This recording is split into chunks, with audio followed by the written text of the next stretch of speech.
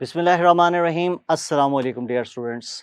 Welcome to Stars Academy LMS Head Office Johar Town. हम बेटा आपके साथ डिस्कशन का भी ये पैटर्न स्टार्ट कर रहे हैं कि आपको जो क्यूरीज, जो प्रॉब्लम्स, जो क्वेश्चंस लेक्चर में कहीं पे रह जाएं तो आप उसे टेस्ट में भी डिस्कस कर सकते हैं। जैसे मैंने आपको लेक्चर के दौरान कुछ चीज़ें आपके साथ शेयर की थी, मैंने कहा था कि कुछ क्वेश्चंस हैं जो आपने मेरे से करने हैं और मैंने उसे टेस्ट में भी डिस्कस करवाना है। तो आज इंशाल्लाह उन बातों के ऊपर भी हम डिस्कशन करेंगे और क्वेश्चंस को भी हम साथ-साथ चल रहे होंगे। जैसे मैंने आपको ओरिएंटेशन में कहा बेटा कि हमारे पास क्या है, हमारे पास बेसिकली ग्रामर के अंदर हमने 3 सेक्शंस की बात की थी कि 3 तरह के हमसे क्वेश्चन हो सकते हैं। नंबर 1 जिसे हमने कहा था यूसेज ऑफ वर्ड और करेक्शन। यूसेज में हम गए थे तो हमने देखा था क्या कि हमारे पास वहाँ पे स्पॉट द एरर है और साथ कंप्लीशन है और फिर एक होता है इसकी करेक्शन, राइट? तो मैंने यहाँ पे इसी टेस्ट में आपको तीनों फॉर्मेट्स के साथ आपको एमसीक्यूज दिए थे, वो आप डिस्कस कर सकते हैं। मैं आज उनको डिस्कस करवाऊंगा, उनका फॉर्मेट भी आपको क्लियर करवाएंगे इंशाल्लाह। और उनको मज़ीद आपने लेक्चर को कैसे इन्हांस करना है, आपके लेक्चर को वो किस तरीके से स्ट्रेंथन कर सकते हैं, इस पे भी हम बात करेंगे। ज़हन में रखिएगा बेटा, लेक्चर अपनी जगह पे इम्पोर्टेंस है उसकी, लेकिन जो डिस्कशन है ये उस पूरे लेक्चर का एक निचोड़ होता है, ये उसकी एसेंस होती है। ये तकरीबन आप उसमें वो सारी बातें जो एग्ज़ाम में आप देखें, पढ़ाना और एग्ज़ाम लेने में जो डिफरेंस है वही लेक्चर और डिस्कशन का डिफरेंस होता है। तो सबसे पहले हम देख रहे हैं क्या हमारे पास है सेक्शन 1। सेक्शन 1 में हमारे पास है जी करेक्शन। करेक्शन की सबसे पहले आपको डायरेक्शन देता हूं कि करना क्या होता है। In each of the following questions 4 alternative sentences are given. Choose the correct one and fill the circle corresponding to that letter in the MCQ response form.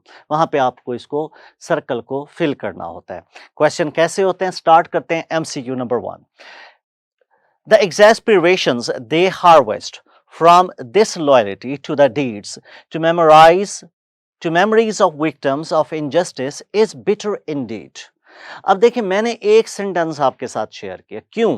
इसकी रीजन ये है बच्चों कि I want to share that you can correct your sentence. यहां पे ही आप इसकी correction कर देखते हैं। एक तो मेथड होता है ये वाला, ये देखें, ऐसे चारों ऑप्शंस आ गए, बच्चा उसको कंपेयर करना शुरू कर देता है, अल्फा में ये है, बीटा में ये है, चार्ली में ये है, डेल्टा में ये है। ठीक है, ये मेथड किसी हद तक अच्छा है, शॉर्टकट है, आपको डिफरेंसेस का पता चल जाता है between the given options. But the point is how can you say that this difference or this option is correct and this one is incorrect? This can only be done if you have a sound grip on grammar, if you have listened to the lectures very carefully. Clear होगी बात? अगर आपने lectures को तरतीब से या पूरी detail में नहीं सुना तो definitely you won't be able to answer these questions. Am I right? तो अब सबसे पहले स्टार्ट करते हैं। मैं वापस इन तीनों ऑप्शंस को रिमूव कर रहा हूं to make things clear for you. ये देखें, हम वापस अल्फा पे आ गए। अब मैं इसको पढ़ता हूं, फिर मैं देखता हूं कि how many mistakes can be there और what are the basic structure of this sentence. क्या मिस्टेक इसमें हमसे पूछी जा रही है, देखते हैं जी। द एग्जैस्पिरेशंस, सब्जेक्ट को अंडरलाइन कर दिया, दैट्स वंडरफुल। अब जैसे मैंने आपसे बच्चों शेयर किया था कि डिस्कशन का लेक्चर बेसिकली हमारे उस टीचिंग के लेक्चर को स्ट्रेंथन भी करता है, उसकी ऑर्नामेंटेशन भी करता है, उसकी ब्यूटिफिकेशन करेगा, आपके कॉन्सेप्ट्स को मजीद इसने क्लियर करना है। तो देखते हैं क्या कि सबसे पहले हमने आज ये सीखना है। मैंने आपको ये बता दिया था लेक्चर में सब्जेक्ट किसे कहते हैं, सब्जेक्ट कहाँ होता है, क्या क्या चीजें सब्जेक्ट के तौर पे परफॉर्म कर सकते हैं। आज मैं आपसे डिस्कशन कर रहा हूं how to identify a subject, that is very much important. तो देखते हैं, the exasperation they harvest from this loyalty to the dead to memories of victims of injustice is bitter indeed. What is bitter indeed? अब ये आपने कहा, ये अचानक question क्या आ गया? आप अगर कोई स्टेटमेंट आपके सामने आ जाए बच्चों और अगर आप उसके ऊपर आइडेंटिफाई करना चाहते हैं कि what is the subject of this sentence, तो आप एक क्वेश्चन पुट करें व्हाट का और दूसरा क्वेश्चन हु का। मैं कहता हूं Karachi is a big city. What is a big city? Karachi. Ali is my friend. Who is my friend? Ali. तो देखें कराची एक आंसर में आया और एक आंसर में अली हमने शेयर किया, तो मतलब क्या हुआ, any word which answers the questions what and who are called subject. Is it clear? तो अब आपने मुझे ये बताना है कि इस सेंटेंस में सब्जेक्ट हमारे पास क्या बनता है। तो आप कहते हैं the exasperations they harvest from this loyalty to the dead to memories of victims of injustice is bitter indeed. What is bitter indeed? The exasperations. So the subject is exasperations. अब exasperations किसे कहते हैं? Basically exasperation गुस्से को कहते हैं। ये word आप clearing in the sky में पढ़ चुके, oh sorry, piece of string के अंदर फर्स्ट ईयर में आप पढ़ चुके हैं, जिसमें था exasperating tone. Is it clear? तो यहां पे देखें हमारे पास सब्जेक्ट क्या आ गया, exasperations. ये क्या है, ये सिंगुलर है कि प्लूरल है? देखिए अब यहां पे आपके साथ एक और आज मैं एक जिसे कहते हैं एक टैक्टिक आपके साथ एक शेयर करता हूं। देखिए अगर सब्जेक्ट में एस है तो वर्ब में एस नहीं होगा। ये क्या बात हुई, नहीं समझ आई? कोई बात नहीं, अगर सब्जेक्ट में एस है तो वर्ब में एस नहीं होगा। फॉर एग्जांपल बॉय कहते हैं तो आगे इज कहना पड़ेगा, लेकिन अगर बॉय के साथ एस लगा दिया, बॉयज कर दिया, तो आगे आप आर कहेंगे। Is it clear? एस एक जगह पे आएगा, बॉय कहा तो डज कहा, लेकिन अगर बॉयज कहा तो आगे डू कहेंगे। एस एक जगह पे हम यूज कर सकते हैं, एक प्लेस पे हम यूज कर सकते हैं। Either it is used with subject और it is used with a verb.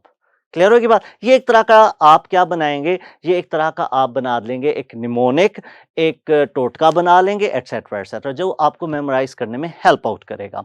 तो देखिए बेटा एग्जैस्पिरेशंस है और आगे क्या आ रहा है, आगे इज आ रहा है, तो इसका मतलब है एस इधर भी है, एस उधर भी है, तो बात समझ आ गई कि यहां पे एस यूज नहीं करना चाहिए। क्लियर होगी बात? अब ये हमने मिस्टेक आइडेंटिफाई कर ली। बाकी ऑप्शन देखते हैं। द एग्जैस्पिरेशन लॉजिक सिंगुलर हो गया, लेकिन आगे क्या आया है, आर। अब तो इज आना चाहिए था, एक एस तो आना चाहिए। द एग्जैस्पिरेशंस, यहां पे एस आया और आगे आर आ गया, ये तो ठीक हो गया। इसका मतलब क्या यही हमारा आंसर है? नहीं, अभी फिर हम सेंटेंस को देखेंगे। They harvest from this loyalty to the dead to memorise to memories of victims of injustice are bitter indeed. अब देखिए ये मुझे लगता है कि जैसे ये कुछ ठीक ठीक है, लेकिन डेल्टा पढ़ना पड़ेगा।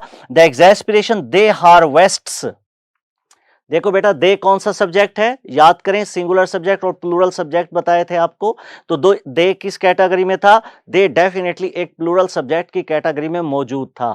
अगर ये प्लूरल सब्जेक्ट है बेटा तो हार्वेस्ट के साथ एस यूज नहीं होना चाहिए था, तो ये डेल्टा इस वजह से रॉन्ग हुआ।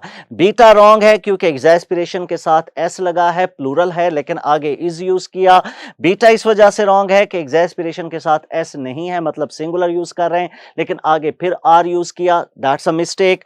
चार्ली हमारा पॉसिबल आंसर बन रहा है, और डेल्टा में क्या है कि दे के साथ हमने हार्वेस्ट्स लिखा हुआ है, जो कि एक मिस्टेक है। So the best choice is what, that is Charlie. बाकी अब यहीं पे आप स्क्रीनशॉट ले लेंगे, एमसीक्यू आपके पास सेव भी हो जाएगा, और आप इसको बाद में कहीं पे डिस्कशन करनी है किसी पॉइंट पे तो उसे भी देख सकते हैं। सारी मिस्टेक्स जहां जहां पे थी मैंने सारी आपको हाईलाइट कर दी हैं, ताकि आपको क्लियर हो जाए कि अगर अल्फा नहीं है तो क्यों नहीं है, अगर बीटा नहीं है तो क्या रीजन है, और चार्ली है तो क्यों करेक्ट है, और डेल्टा में क्या मिस्टेक है। क्लियर होगी बेटा बात? अब आपको आइडिया हो रहा है कि हम किस तरह की डिस्कशन कह रहे हैं, हम कैसे डिस्कशन करने जा रहे हैं। This is not a discussion बच्चों, this is discussion cum lecture. ठीक है, तो ये आपके अगर लेक्चर के दौरान कोई पॉइंट वीक रह गया है तो ये उसको मजीद स्ट्रेंथन कर देगा, बेहतर करा देगा, उसको उसकी इंटेंस उसकी जो जिसे हम कहते हैं ना प्रिपरेशन को बढ़ा देगा। Am I right? That's wonderful. Let's move towards next. The results of this review is sufficient encouraging.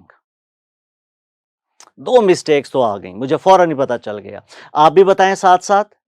Very good. Results क्या है? रिजल्ट्स प्लूरल है तो आगे इज यूज किया, ये तो यहां पे ही गड़बड़ हो गई। बीटा पढ़ लेते हैं। The result of this review are, same चीज आ गई। The result of this review is sufficiently इंकरेज्ड।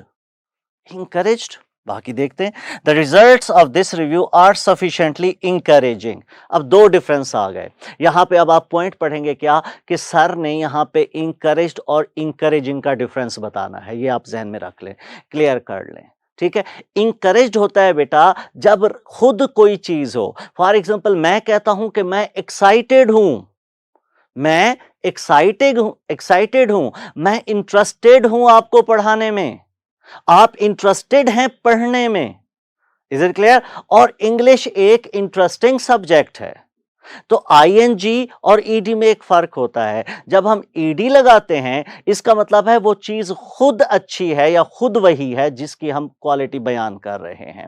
लेकिन अगर आईएनजी लगाते हैं तो वो दूसरों के लिए अच्छी होगी। फॉर एग्जाम्पल मैं कहता हूं the English is an interesting subject हमारे लिए, and I am interested in English, मैं हूं, ये मेरी क्वालिटी है। क्लियर होगी बात। जब आप कहते हैं सफिशिएंटली इंकरेज्ड, इसका मतलब क्या हुआ कि रिजल्ट खुद इंकरेज हो गए, जो कि हमें नहीं चाहिए। हम तो ये कहना चाह रहे थे कि रिजल्ट्स हमारे लिए इंकरेजिंग हैं। Got my point? बात समझ आ गई बच्चों? That's wonderful. तो ये ईडी देखें, आप कहते हो डिस्ट्रॉयड शिप, फिर आप कहते हैं डिस्ट्रॉइंग शिप, ठीक है। अब डिस्ट्रॉयड शिप में तो अंडरस्टूड है ना बेटा कि जैसे आप क्या कहेंगे, आप कहेंगे कि शिप डिस्ट्रॉय हो चुकी है। और अगर आप डिस्ट्रॉइंग शिप कहते हो तो इसका मतलब होता है कि शिप ने डिस्ट्रॉय करना है। आप कहते हैं क्या कि ऐसी चीज जो किसी दूसरे को एक्शन ट्रांसफर करे वो आईएनजी के साथ होती है, और कोई ऐसी चीज जो उसकी अपनी रिप्रेजेंटेशन बन रही हो उसे हम थर्ड फॉर्म से लिखते हैं। क्लियर होगी बच्चे बात? That's wonderful. तो देखें इसका आंसर क्या आएगा। अच्छा, अल्फा में भी तो था, उसमें भी तो डिस्कशन करनी थी, इज की थी, बीटा में ये थी, चार्ली में ये आ गई, डेल्टा हमारे पास आंसर हो गया। लेकिन एक और पॉइंट भी बताना है, लिखा हुआ है सफिशिएंट इंकरेजिंग। अब हम ये नहीं कह सकते सफिशिएंट इंकरेजिंग, क्योंकि सफिशिएंट भी एडजेक्टिव है और इंकरेजिंग भी एडजेक्टिव है। An adjective must be modified by an adverb, so you have to say sufficiently, not sufficient. Am right? बात समझ आ गई? Always try to modify your adjective with an adverb. तो ये भी आपने सीख लिया कि सफिशिएंटली इंकरेजिंग आना चाहिए। So the best choice is what? That is delta. बाकियों की मिस्टेक्स आपके सामने हाईलाइट हैं जो मैंने आपको समझाती हैं। क्वेश्चन नंबर 3 की तरफ चलते हैं बच्चों। योर क्रूसेड्स, हाँ जी, अंडरलाइन कर लिया सब्जेक्ट्स, वंडरफुल, वेरी गुड। तो क्रूसेड्स आपके पास सब्जेक्ट के तौर पे आ गया। To unseat them by peddling exaggerations and half truths lowers you to their level. Your crusades, और उसके बाद लोअर्स, उधर भी एस लगा दिया, लोअर के साथ भी हमने एस लगा दिया, तो डबल एस तो आ ही नहीं सकता। क्या बताया? या सब्जेक्ट के साथ एस आ रहा होगा या फिर हम वर्ब के साथ एस यूज कर रहे होंगे। दोनों को एट ए टाइम हम स्टडी नहीं कर सकते। अब क्रूसेड्स क्या है? प्लूरल सब्जेक्ट है, तो इसका मतलब होगा वर्ब भी हम प्लूरल यूज करेंगे। और प्लूरल वर्ब किसे कहते हैं बच्चों? प्लूरल वर्ब कहते हैं उसे जिसके साथ एस और ई एस की एडिशन नहीं होती। क्लियर होगी बेटा बात? तो यहां पे मिस्टेक हमें मिल गई। योर क्रूसेड अब सिंगुलर हो गया, तो आगे लोअर्स, ये तो ठीक हो गया। इसका मतलब एक साइड पे ऐसा आ गया, लेकिन you have to be careful. ये एनएमडी कैट है, इसमें आपने हर चीज को सोच समझ के पिक करना है एकदम। वो क्या करता है? वो आपकी नर्व्स को कंट्रोल करने की कोशिश करते हैं। वो क्या करते हैं? वो कहते हैं कि बच्चा तो बड़ी स्ट्रेस में है, लिहाजा पहले जरा इसको दबोच लो, टेंशन में आ जाए और ये मानना शुरू कर दे जो हम कह रहे हैं। मतलब जो ऑप्शन इसे लगे वो सही लगे, जो भी क्वेश्चन इसके सामने है वो कहे कि ये बिल्कुल ठीक है। तो यहां पे हुआ क्या? क्रूसेड टू अनसीट आना चाहिए बच्चों। क्या आना चाहिए? True crusade to unseat. तो ये इसकी मिस्टेक हो गई। योर क्रूसेड्स अनसीटिंग, फिर वही मिस्टेक रिपीट हुई। Your crusades to crusade to unseat them by peddling exaggerations and half truths lowers. अब यहां पे एस नहीं आया तो वहां पे एस आ गया, तो आंसर क्या हुआ? डेल्टा। आप इसकी पिक्चर बना लें, आप इसे नोट कर लें। अगर कंफ्यूजन है तो हमारे साथ ऐप के जरिए हमसे लाइव चैट करें। क्वेश्चन नंबर है जी आपके पास 4. द इंटरप्रिटेशन कितनी है, एस वाला है कि बगैर एस वाला है, बगैर एस वाला है, of the city's control power cuts as representing apocalyptic cracks in Shanghai's foundation was a gross exaggeration. अब interpretation was a gross exaggeration, बात समझ आती है कि एक जगह पे एस नहीं है और दूसरी जगह पे एस लगा दिया गया, लगता है कि ये ऑप्शन ठीक होगा। The interpretations of the city's control power cuts like, अब interpretation as, description as, regard as, ठीक होगी बात। अब इनमें क्या होता है कि कुछ वर्ड्स ऐसे हैं बच्चों जिनमें हम एज को कॉम्बिनेशन में स्टडी कर रहे होते हैं, वो एज किसी वर्ड के साथ अटैच होके आ रहा होता है। जैसे आपने इंटरप्रिटेशन कहा तो उसके साथ आपने एज यूज किया, तो यहां पे आना चाहिए, लाइक नहीं आ सकता। The interpretations of the city's controlled power cuts as representing apocalyptic cracks in Shanghai's foundations was, अब देखें इंटरप्रिटेशंस कह रहे हो, एक एस यूज कर दिया तो फिर वॉज यूज नहीं करेंगे, ये भी मिस्टेक हो गई। द इंटरप्रिटेशन आपने यहां पे एस यूज नहीं किया तो यहां पे तो एस आना चाहिए था, ये भी नहीं है। देखें मैंने बिल्कुल एक नई दुनिया बना दी आप लोगों के लिए, क्या समझा दिया, S N to S, S और एस का रिलेशन बता रहा हूं कि दोनों में से किसी एक जगह एस लाजमी आएगा, अगर एस नहीं आता तो इसका मतलब मिस्टेक है। यहां पे देखें इंटरप्रिटेशन में एस नहीं है, इधर एस आया हुआ है, so the best choice is alpha. बाकी चीजों की जो मिस्टेक थी वो भी आपको मैंने बता दी। जो रेड कलर में हो जाएगा बेटा वो आपका आंसर होगा, और बाकी सेंटेंसेस में जिन जिन वर्ड्स को मैंने कलर चेंज किया है उनका, या उनको कलर चेंज रेड में लिखा है, इसका मतलब है वो उस सेंटेंस की मिस्टेक्स हैं, ताकि आपको सारी बात क्लियर हो जाए। Okay, next question number 5. Hardly he does wash the dishes and he rarely if ever do any cleaning. अब यहां पे एक बात डिस्कस करनी है। जैसे मैंने कहा कि लेक्चर के अंदर आपको पॉइंट्स बताए जाएंगे, ऐड किए जाएंगे, तो मेरा बच्चा मैं आपसे एक बात शेयर कर रहा हूं, और वो ये है कि बच्चों आपने जैसे लेक्चर को नोट किया है वैसे ही डिस्कशन को नोट करें। अब आपने 3 दिन सब्जेक्ट वर्ब एग्रीमेंट के ऊपर लेक्चर सुने, तो उसके बाद का जो पेज है उसके ऊपर लिख दें डिस्कशन टेस्ट 1, ताकि आपको उसके अंदर वो सारी बातें मैं ऐड करा सकूं जो किसी वजह से डिस्कशन का या लेक्चर का हिस्सा नहीं बन सकी। होता क्या है कि सम टाइम कुछ पॉइंट्स रख लिए जाते हैं डिस्कशन के लिए, सम टाइम कोई बात जहन से स्किप हो जाती है, there are many ways, right. तो हम क्या करते हैं, अगर लेक्चर में नहीं आया तो एमसीक्यू में आ जाएगा, ताकि आपके साथ नॉलेज शेयरिंग जो है वो 100% होती रहे। अब यहां पे पॉइंट क्या बताना चाहता था, पॉइंट मैं ये बताना चाहता हूं, देखें कुछ अब हम क्या कहते हैं, नॉर्मली सेंटेंस का आगाज किन चीजों से होता है, नॉर्मली सेंटेंस का आगाज एक सब्जेक्ट से होता है, एम आई राइट, क्योंकि इंग्लिश लैंग्वेज के अंदर हम कहते हैं subject verb agreement, M I right, ऐसे ही कहते हैं ना, वेरी गुड। अगर हमारे पास सब्जेक्ट वर्ब अग्रीमेंट है तो ठीक है, लेकिन अगर हमारे पास सब्जेक्ट की जगह पे हमने किसी और वर्ड को यूज किया तो फिर हमें क्या करना पड़ता है, फिर हमें हेल्पिंग वर्ब को सब्जेक्ट से पहले लिखना पड़ता है। क्या मतलब है इसका, जैसे आप कहते हो why he was going, no, अब आपको कहना पड़ेगा वाई वॉज ही गोइंग, जो इंट्रोगेटिव बनेगा। इसी तरीके से इसे कहते हैं इन्वर्जन, क्या कहते हैं, इन्वर्जन कहते हैं। इन्वर्जन का मतलब क्या होता है कि you have to use your helping verb before subject. ऐसा कब करते हैं बच्चों, ऐसा काम कब करेंगे, ऐसा काम तब करते हैं जब हमारे पास कुछ वर्ड्स सेंटेंस के स्टार्ट में आ जाएं। और वो कौन कौन से वर्ड्स हैं, गौर से सुनेंगे, याद करेंगे, लिख लेंगे, ऐसा ऐसा वीडियो को पॉज कर लें, जो वर्ड बोलूं उसे नोट करें, फिर अगला। अब कौन कौन से वर्ड्स हैं लिस्ट बताने लगा हूं। सबसे पहले हार्डली, उसके बाद बेयरली, उसके बाद रेयरली, उसके बाद नेवर अगेन, उसके बाद नेवर बिफोर, उसके बाद नॉट अनटिल, उसके बाद on no account, etcetera etcetera. इसी तरीके से नो सुनर भी आप इसमें ऐड कर सकते हो। जैसे बच्चों मैंने आपसे कहा कि आप क्या करेंगे, आप वीडियो को पॉज करें, वर्ड लिख लें, फिर पॉज करें, फिर वर्ड लिख लें, ताकि आपके पास ये पूरी लिस्ट क्लियर हो जाए। बहुत इंपॉर्टेंट ये पॉइंट है। क्लियर होगी बच्चों बात। अब करते क्या हैं, जैसे ही ये वर्ड सेंटेंस के स्टार्ट में आ जाते हैं तो हमें हेल्पिंग वर्ब को सब्जेक्ट से पहले लिखना पड़ता है। कैसे, हार्डली ही डज नहीं कर सकते, हार्डली ही वॉशेज नहीं कर सकते, हार्डली डज ही वॉशेज। अब दो एस तो वैसे भी रॉन्ग हो गए, डज के साथ भी आपने एस लगा दिया, वॉशेज के साथ भी एस लगा दिया। देखिए आपको जब पॉइंट क्लियर हो ना बच्चों, फिर आपको शायद सेंटेंस में 2-3 वर्ड से ज्यादा पढ़ने की जरूरत भी नहीं होती, आपका टाइम इतना बच जाता है। क्लियर? तो देखते हैं डेल्टा। अब जो भी है आंसर तो डेल्टा ही है, क्योंकि इतनी साइंस तो हमने पढ़ी हुई है कि अगर तीनों 4 में से 3 ऑप्शंस पक्के पक्के रॉन्ग हो तो फिर फोर्थ जो है वो 100% करेक्ट होता है। ऐसे ही है ना? तो हुआ क्या, ये क्या फिलॉसफी बनाई कि अगर मतलब alpha wrong, beta wrong, Charlie wrong, delta का क्या है? डेल्टा आंसर है भाई, पढ़ने की जरूरत भी नहीं है। So the answer is delta. Question number है 6. Sharp edges from twisted wood and steel on boards along with tangled wires and leaking fuels is hazards that could injure divers. भाई क्या सब्जेक्ट है आपका?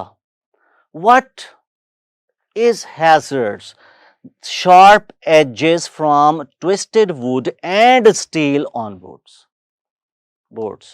क्लियर होगी बात? अब कितने singular हैं कि प्लूरल है? प्लूरल है तो इज नहीं आएगा, आर आना चाहिए। शार्प एजेस आएगा, sharp edges from twisted wood and steel on boats along with tangled wires and leaking fuels was hazards, ये भी नहीं आ सकता। तो डेफिनेटली हमने इज, अल्फा पे इज है ड्रॉप, चार्ली पे वाज है ड्रॉप और डेल्टा पे हैज है जो कि ड्रॉप होगा।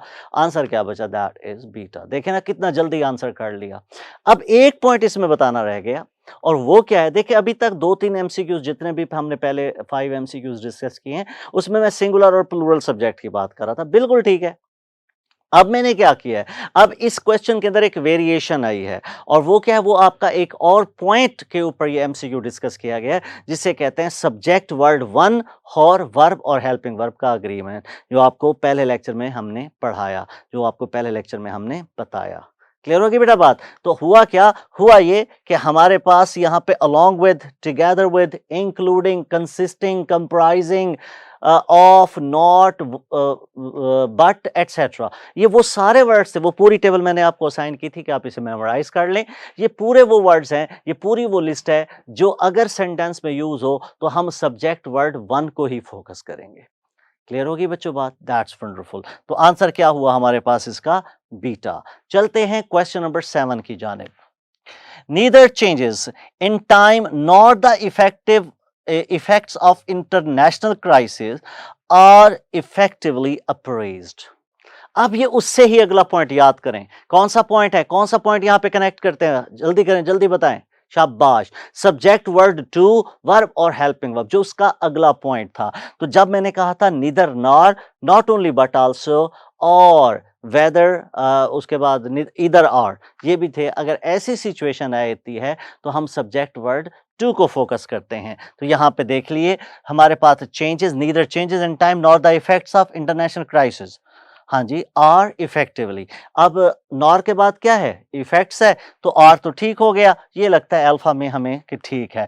बीटा में क्या है? इफेक्ट है लेकिन फिर भी आर है, मिस्टेक हो गई। चार्ली में क्या है? Neither changes in time nor the effects है लेकिन इज आ गया, ये भी मिस्टेक हो गई। Neither changes in time not the effect of international, अब वो इफेक्ट है और आगे आर लिखा है। लेकिन रुकिए, एक और मिस्टेक भी है, और वो मिस्टेक क्या है? वो है क्राइसिस, पता नहीं क्या स्पेलिंग ही रॉन्ग है। अब होता क्या है, देयर आर सर्टेन वर्ड्स, इंशाल्लाह जब मैं आपको नाउन को लेक्चर दूंगा नाउन के ऊपर तो मैं आपको बताऊंगा कि उसको कैसे प्लूरल करते हैं, उसके कितने फॉर्मेट्स हैं उनको प्लूरल में कन्वर्ट करने के लिए। ठीक है, तो यहाँ पे करते क्या, जैसे आप लिखते हो क्राइसिस, तो जब इसका प्लूरल बनाते हैं तो आप लिखते हैं CRISES, क्राइसिस। क्लियर? तो ये आप उसमें लिखते हैं। नेक्स्ट चलते हैं जी क्वेश्चन नंबर, अब आंसर मैंने इसका बता दिया क्या? अल्फा। क्वेश्चन नंबर 8 पे चलते हैं जी। A good deal of role confusion and bewilderment as the growing child encounters the new ways are to be expected and observed, are to be expected and observed. हाँ जी बताएं क्या है?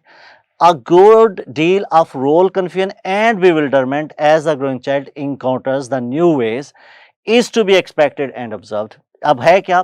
एक पूरी की पूरी phrase as a subject use की गई है, तो आंसर इसका देख लें क्या आना है। आंसर इसका आना है चार्ली। क्या क्या मिस्टेक्स हैं? आर, आर और like, as the growing child encounters, क्योंकि पूरी क्लॉज आ रही है, द ग्रोइंग चाइल्ड इनकाउंटर्स पूरी की पूरी क्लॉज है, तो हम फिर क्या करते हैं, हम इसको लाइक के साथ नहीं लिखेंगे बल्कि हम इसे पूरी क्लॉज बना के लिखेंगे। Let's move towards question number 9.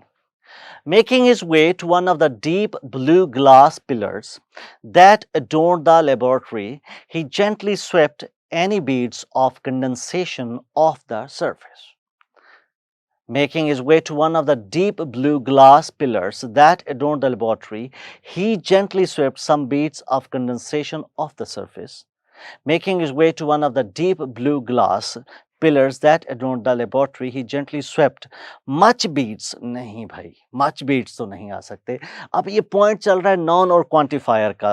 Dear students, making his way to one of the deep blue glass pillars that adorned the laboratory, he gently swept a little beads. A little beads तो वैसे भी wrong है, आप little beads कह देते समझ आती, a little तो ये गलत हो गया भाई, a little का मतलब होता है थोड़ा सा, तो ये भी मिस्टेक हुई। तो हमारे पास क्या आएगा, अब देखें, he gently some beads, any नहीं आता। अब आप कहेंगे any तो आ सकता है, any तो सबके साथ आता है, वेरी गुड। अब आप लिखेंगे यहाँ पे अपने रजिस्टर पे एक पॉइंट नोट करेंगे, और वो क्या है कि any is used in negative or interrogative sentences. Any का वर्ड नेगेटिव या इंट्रोगेटिव सेंटेंसेस में यूज करते हैं, और सम का वर्ड हम यूज करते हैं पॉजिटिव सेंटेंसेस के अंदर। तो ये इसका आंसर था। Question number 10. What is certain is that a complete clause used as a subject will always be considered singular. That mass media left unique war records for the present age to interpret. What is certain or no, what is certain is that mass media left a unique war records. A unique war records हो सकता है, आ use कर सकते हैं, नहीं। What is certain are, ये भी drop हो गया, तो बेस्ट चॉइस इज अल्फा। बाकी सबकी मिस्टेक आपको नजर आ गई, आ यूनिक नहीं आएगा, अकेला यूनिक वॉर रिकॉर्ड्स आ सकता है। अब आप कहेंगे क्यों नहीं आ सकता, देखो बेटा रिकॉर्ड्स आपके पास क्या है, ये तो प्लूरल में है, क्या आप कभी ये कह सकते हो आ बॉयज, कभी भी नहीं कह सकते ना। तो प्लूरल के साथ तो आ यूज होता ही नहीं है, अगर प्लूरल के साथ आ यूज नहीं करते तो इसका मतलब है यहां पे भी हम यूज नहीं कर सकते। Question number 11. Making false promises to the people create mayhem and unrest among it. Making false promises to the people creates, क्यों भला, आईएनजी वाली फॉर्म याद है आपको जेरंड के बारे में, जो क्या बताया था, smoking is injurious to health, याद है ये पॉइंट, वेरी गुड। तो क्या कहा था कि जब आप जेरंड को एज अ सब्जेक्ट यूज करते हैं, जब आप किसी फ्रेज को एज अ सब्जेक्ट यूज करते हैं, तो ये हमेशा क्या होती है, हमेशा सिंगुलर होती है। Making false promises to the people creates mayhem and unrest among them. अच्छा, बीटा में क्या मिस्टेक थी, इट लिखा हुआ है भाई, इट किसके लिए यूज किया, आप पीपल की बात कर रहे हैं तो इट तो नहीं आएगा, them आना चाहिए था। Making false promises to the people create, again वही मिस्टेक जो अल्फा के अंदर थी वही डेल्टा में है, आंसर क्या हुआ, चार्ली। them आप यूज करेंगे, इट यूज नहीं करेंगे। Okay, let's move towards next question. Question number 12. On the shelves there were fish swimming in the air as if it was its natural habitat. सबसे पहली बात आप अभी फौरन नोट करो, that is as if. As if का use बेटा, as if का यूज जब भी कहीं पे सेंटेंस में आए तो मेक इट क्लियर, इसके बाद या तो आप वर यूज करोगे या फिर हैड बीन या फिर हैड प्लस थर्ड फॉर्म, ये इसकी बेसिक डिस्क्रिप्शन है।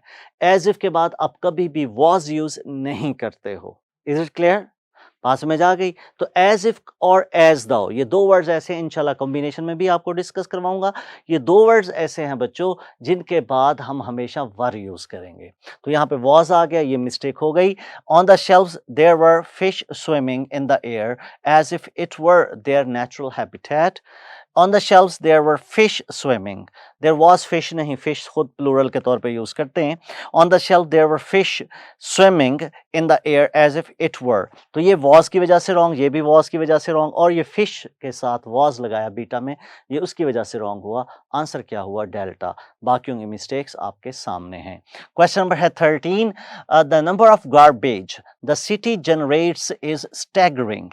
Piles and piles of rubbish are heaped on the sidewalks by the end of the day. The number of garbage, garbage क्या है? क्या गार्बेज को गिनता है कोई? क्या कूड़े को गिना जाता है या उसको वजन किया जाता है?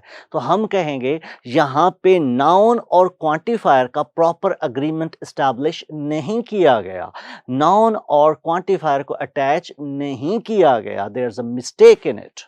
तो अब गार्बेज के साथ क्या यूज करेंगे? गार्बेज के साथ डेफिनेटली हम अमाउंट का वर्ड यूज करेंगे। तो here we go, the amount of garbage the city generates is staggering. Piles and piles of rubbish are heaped on the sidewalks by the end of the day. The amount of garbages, अब garbage को garbages भी नहीं कहते, ठीक है, इसको plural में convert नहीं किया जा सकता, जैसे लगेज को लगेजेस नहीं कह सकते। क्लियर होगी बात? बैग को बैगेज को बैगेजेस नहीं कह सकते। तो ये आप जहन में रख लेंगे वर्ड्स कौन कौन से। आप बैगेज, लगेज और गार्बेज, इनको आप प्लूरल यूज नहीं कर सकते। वैसे इसके साथ और भी वर्ड्स आ रहे हैं जहन में, जैसे इक्विपमेंट के साथ एस नहीं लगता, इक्विपमेंट्स नहीं कहेंगे बल्कि इक्विपमेंट कहेंगे। सीनरी के साथ एस नहीं लगता, सीनरी कहेंगे, सीनरीज नहीं कहेंगे। या फिर अगर प्लूरल करने पे तुल ही गए हैं तो फिर definitely if we are determined to change it into plural, definitely we can say scenes, not sceneries. Okay, so the answer is beta. Now question number 14. Many of these are spotted on folded steel plates which, like the other visible steel in the building, has. अब आपने क्या, मैंने आपको सिखाया था कि जब भी आपने देखना हो कि who which that के बाद आपको क्या लगाना है, तो आपको याद होगा मैंने आपको एक एक्टिविटी बताई थी जिसमें मैंने कुछ सेंटेंसेस बनाए थे, जैसे who am I, जैसे who is he, जैसे who are you। ये हमारे पास सेंटेंसेस थे बच्चों। तो इसमें मैंने क्या बताया था? मैंने कहा था who के साथ हम सब कुछ लगा सकते हैं, डिपेंड करता है who किसके साथ यूज हो रहा है। तो अब यहीं पे मैंने फिर आपको कुछ एग्जांपल्स दी थी जिसमें मैंने पेयरिंग सिखाई थी कि देखना ये है कि विच किसके साथ पेयर अप हो रहा है। तो यहाँ पे देखिए विच की पेयरिंग किसके साथ है? प्लेट्स के साथ। अच्छा, इसका मतलब है विच प्लेट्स के साथ पेयरिंग कर रहे हैं। अगर प्लेट्स के साथ पेयरिंग कर रहे हैं तो प्लेट्स के अकॉर्डिंगली इज लगाएंगे कि are, problem is solved. Here are the options and this one is your answer. बाकियों में देख लें, उस पे has यूज किया गया, उसमें has यूज किया गया, इसमें have यूज किया है। Many of these are sported on the folded steel plates which, like all the other visible steel in the building, have been oil quenched। have oil quenched नहीं आएगा, active voice नहीं use करते, passive voice use करेंगे। Question number 15, doctors are so scared of being sued that much will refuse. Much नहीं, doctor इंसान हैं, count किए जा सकते, मच नहीं, मैनी यूज करेंगे। बाकी ऑप्शन को देखें, लिटिल लिखा है, वहां पे मच है, बीटा में लिटिल है, चार्ली में अमाउंट है और डेल्टा में मैनी है। तो चॉइस क्या बनी? Definitely delta. तो ये था बच्चों आपका पहला सेक्शन जिसमें 15 क्वेश्चंस एमसीक्यूज आपके साथ शेयर किए गए हैं जो कि करेक्शन बेस्ड थे। अब हम जा रहे हैं अपने सेक्शन 2 में, और सेक्शन 2 क्या है जी? That is spot the error. इसमें क्या करते हैं? डायरेक्शन पढ़ते हैं। In the following sentences some segments of each sentence are underlined. Your task is to identify that underlined segment of the sentence which contains the mistake that needs to be corrected. Spot the error, बड़ी detail में discussion की थी orientation में भी और बाद में भी बताता रहा कि स्पॉट द एरर क्या करना होता है कि जहां पे एरर है उसको आपने स्पॉट करना है, उसको आपने गेस करना है, उसको आपने जज करना है। Here we go. We are simply asked to contemplate the appalling act and the nightmare who one loathsome human being can inflict on an innocent bystander। अब जरा सोचें कहाँ पे मिस्टेक आ सकती है। ये बच्चों की नज़र में ये सबसे बड़ा मसला है कि स्पॉट द एरर बच्चे सॉल्व नहीं कर सकते। स्टूडेंट्स, आपको भी यही फीलिंग आएगी कि यहाँ पे इसको सॉल्व करना सर थोड़ा सा मुश्किल है। अब मेरे साथ आप इसको करते हैं डिस्कस, देखते हैं कि कितना एक मुश्किल है। We are simply asked to contemplate the appalling act and the nightmare। यहाँ पे कोई मसला है? नहीं है। Who, बेटा बताएं who किसके लिए यूज होता है? who किसके साथ पेयरिंग करता है? याद करें जब आपको नाउन और रिलेटिव प्रोनाउन का अग्रीमेंट में पढ़ा रहा था तो उसमें मैंने कहा था कि who जो है वो पर्सन्स के साथ या फिर एनिमल्स के साथ यूज हो सकता है। क्लियर होगी बात, बाकियों के साथ ये यूज नहीं हो सकता। तो फिर हम क्या कहेंगे, हम कहेंगे यहां पे बीटा में कुछ गड़बड़ है। कैसे? क्योंकि हु से पहले ना तो कोई पर्सन आया ना कोई एनिमल आया, एक आया नाइटमेयर और एक आया एक्ट, इन दोनों के साथ हम हु यूज नहीं कर सकते। तो मिस्टेक आइडेंटिफाई हो गई, एरर स्पॉट हमने कर लिया, स्पॉट द एरर को सॉल्व कर लिया। कैसे? कि हाँ जी यहां पे हमारे पास बीटा में एक मिस्टेक है। तो आंसर हुआ बीटा। और इसका सोल्यूशन क्या है, क्या आना चाहिए? विच। क्यों? क्योंकि पेयरिंग है हमारे पास एक्ट और नाइटमेयर के साथ। Question number 17, we are all living longer and healthier lives, so why is so many of us apparently too sick to work? Why is so many of us, या why are so many of us? अब हमारे पास देखना क्या है कि हमारा real subject कौन सा है। भाई रियल सब्जेक्ट है मैनी ऑफ अस। अब मैनी सिंगुलर सब्जेक्ट पढ़ाया था आपको कि plural subject? Definitely it was a singular subject. अगर ये सिंगुलर सब्जेक्ट है तो फिर यहां पे इसकी जगह पे आर यूज करना चाहिए। आंसर हुआ Charlie, and this is the solution. Question number 18, day hikes, long treks, paddling excursions, short and long trips. We have a variety of events that takes place in the summer of all members. हाँ जी बताएं क्या mistake हो सकती है? दोबारा सारे पढ़ते हैं। हाइक्स कोई मिस्टेक है? नो, हाइक की प्लूरल हाइक्स है। एक्सकर्जन्स है। We have a variety of events that take place. That किसके साथ पेयरिंग कर रहा है? दैट किसके साथ पेयरिंग कर रहा है? इवेंट्स के साथ। इवेंट्स बेटा सिंगुलर है कि प्लूरल है? It's singular. Very good. अगर ये सिंगुलर है तो आगे टेक्स नहीं आना चाहिए बल्कि टेक आना चाहिए। So the answer is delta. Clear बेटे? क्वेश्चन नंबर है हमारे पास 19, it is worth bearing in mind that much of the activities, activities singular के प्लूरल? प्लूरल। काउंट किस तरीके से करेंगे? क्या वजन करेंगे, मेजर करेंगे या गिनेंगे? तो definitely much of the activities नहीं कह सकते, वी हैव टू से मैनी ऑफ द एक्टिविटीज।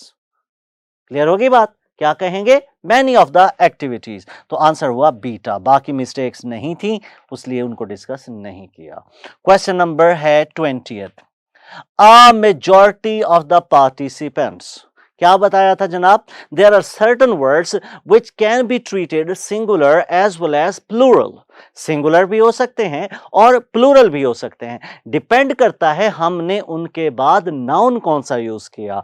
अगर उनके बाद सिंगुलर नाउन आ रहा है तो वो सिंगुलर हैं, अगर उनके बाद हम प्लूरल नाउन यूज कर रहे हैं तो वो क्या होंगे? प्लूरल होंगे। अ majority of the participants, participant singular है कि बेटा प्लूरल है? प्लूरल है। इसका मतलब है मेजॉरिटी को नहीं देखना। मेजॉरिटी अगर अकेला आए तो आप कहते हो मेजॉरिटी इज अथॉरिटी, लेकिन अगर मेजॉरिटी के साथ आप ऑफ यूज करते हैं और कहते हैं majority of the parliamentarians, majority of the students etcetera etcetera, तब फिर आप इनके साथ क्या यूज करोगे? तब फिर आप इनके साथ बाद वाला नाउन देखकर डिसाइड करोगे कि सिंगुलर वर्ब आना है कि प्लूरल वर्ब आना है। Is it clear? बात समझ आ गई? That's wonderful. तो आंसर क्या हुआ? बीटा में मिस्टेक है। क्या मिस्टेक है? जल्दी जल्दी बताएं। ये तो हो गई बीटा की मिस्टेक, अब इसका सोल्यूशन भी दें। तो क्या सोल्यूशन है इसका? Wonderful, it's were. वॉज की जगह पे हम क्या यूज करेंगे? वर क्यों यूज करेंगे? क्यों करेंगे? क्योंकि हमने मेजॉरिटी को नहीं देखना बल्कि मेजॉरिटी के बाद जो नाउन आ रहा है हम उसे फोकस कर रहे हैं। क्वेश्चन नंबर है 21, some orbits are so eccentric that it never loops. किसकी बात कर रहे हो? एक ऑर्बिट की या एक से ज्यादा? एक से ज्यादा। तो इट क्यों यूज कर रहे हैं? फिर हम क्या यूज करेंगे? इट की जगह पे क्या आना चाहिए? दे। क्लियर? क्वेश्चन नंबर है हमारे पास 22, व्हाट अनफोल्ड इज। भाई व्हाट क्या है? देखें व्हाट हमारे पास क्वेश्चन वर्ड भी हो सकता है, व्हाट हमारे पास क्लॉज का मार्कर भी हो सकता है। जैसे हमने स्टार्ट में कहा क्या? What is certain is that. तो व्हाट अनफोल्ड्स अब है क्या? व्हाट को जब एज अ प्रोनाउन यूज करते हैं, इज इट क्लियर? क्या मैं कह रहा हूं बेटा? व्हाट को आप जब as a pronoun as a subject use करते हैं तो ये सिंगुलर होता है। व्हाट अनफोल्ड नहीं बल्कि what unfolds is a riot of comic।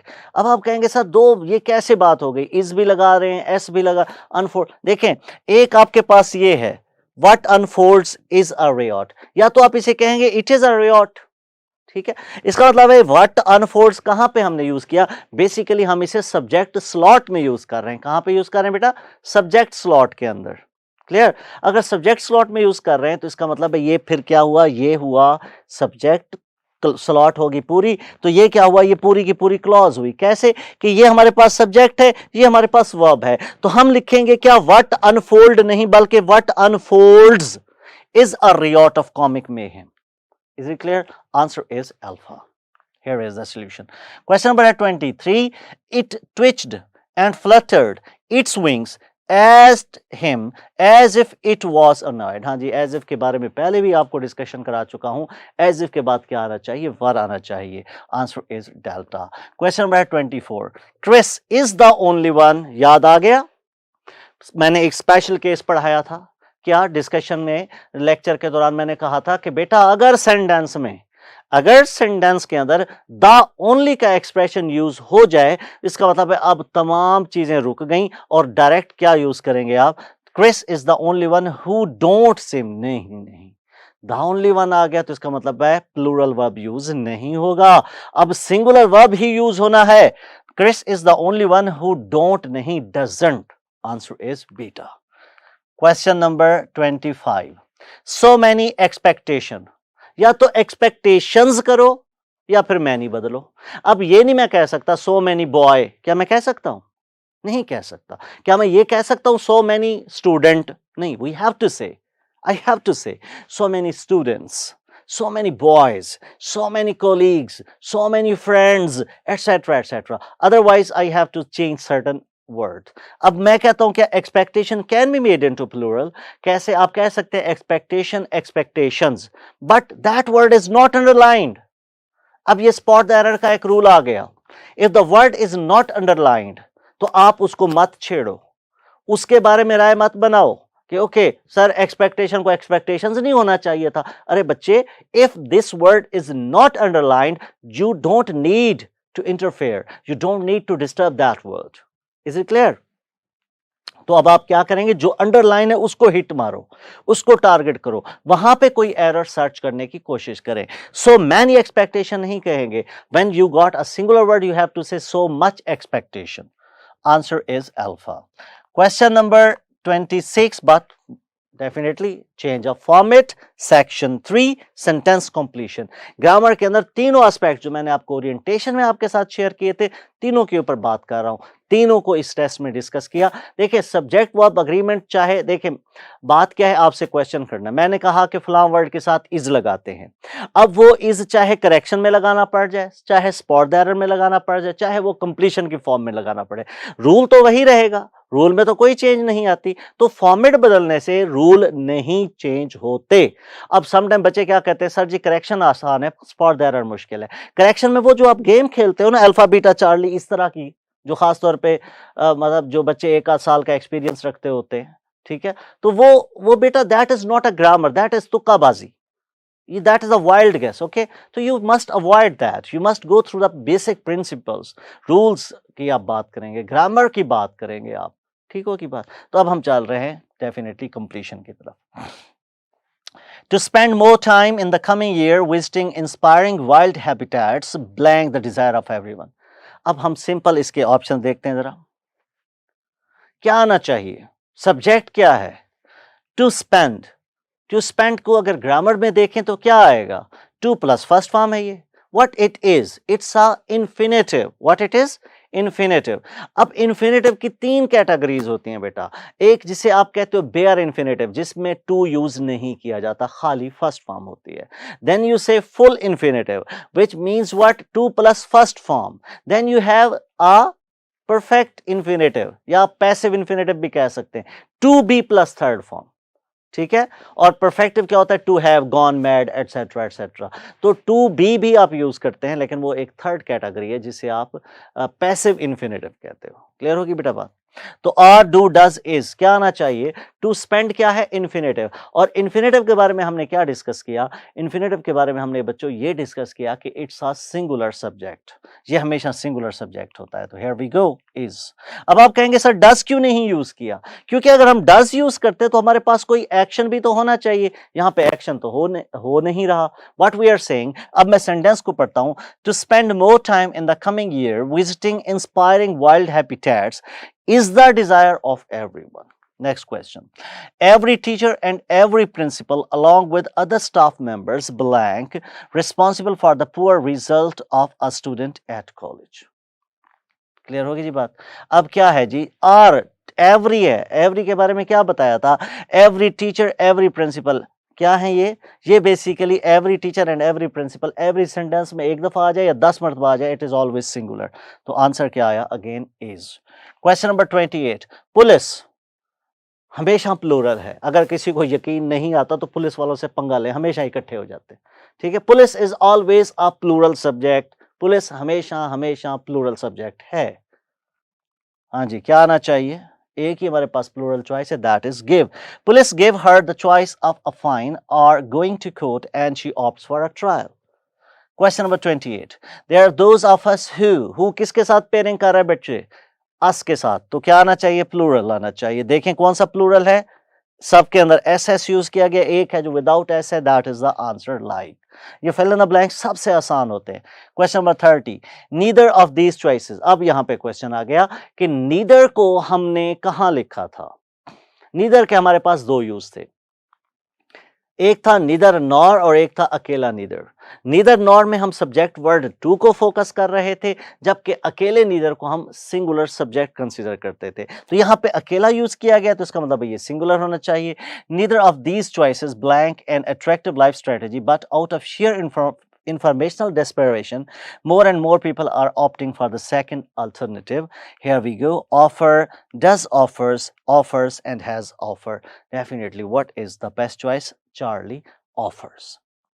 So this was the complete discussion of today's paper जो आपने अटेम्प्ट किया। गौर से सुने, अभी भी कोई क्यूरी हो तो feel free to contact us on Stars Academy LMS head office Johar Town. यहाँ पे आप हमसे रब्ता करें, हमसे क्वेश्चंस करें। It was a wonderful session. Thank you so much.